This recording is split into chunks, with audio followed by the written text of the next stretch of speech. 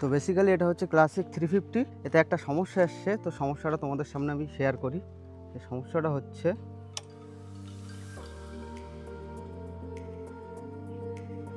এখানে যে এই যে সার্ভিস আইকন বা সেটিংস আইকনটা দেখাচ্ছে, তো এটাই হচ্ছে মেনলি সমস্যা।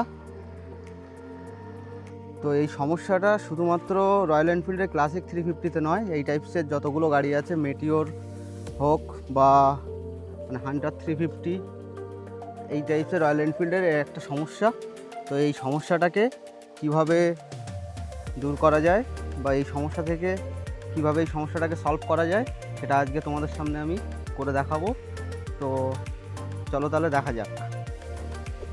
তো এই সমস্যাটা সলভ করা খুবই সহজ। প্রথমে তোমাদেরকে এই যে আই বাটনটা আছে বা ফাংশনাল কি, এই ফাংশনাল কিটাকে প্রেস করতে হবে। প্রেস করে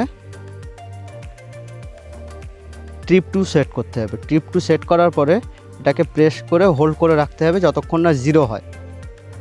দেন 0 হওয়ার পরে এটাকে 5 সেকেন্ড মতো প্রেস করে রাখতে হবে। তো অলমোস্ট 5 সেকেন্ড হয়ে গেছে।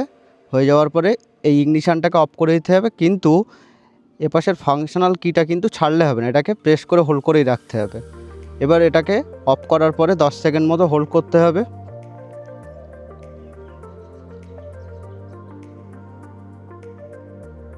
তো অলমোস্ট 10 সেকেন্ড হয়ে গেছে। 10 সেকেন্ড পরে এটাকে আবার অন করতে হবে।